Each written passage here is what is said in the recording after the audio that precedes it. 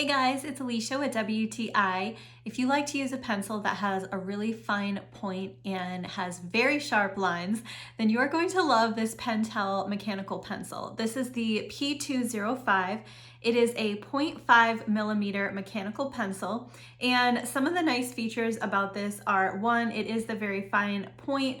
And I also appreciate that it is very, very light. It really weighs almost nothing, so it doesn't get heavy in your hand even if you're writing for a while. It also has the little area here where you grip the pencil that is sort of ridged, so you get a really nice grip on it and you're able to hold onto the pencil really well. So I also appreciate that the eraser on this is protected underneath this little cap, and those erasers are replaceable as well. And functionally, the pencil works really well. When you are ready to start writing, you can just go ahead and click it to advance the lead, and then you're ready to go. And it really just writes super nicely. It has a nice feel to it. And again, you get very, very clean, sharp lines from that fine point.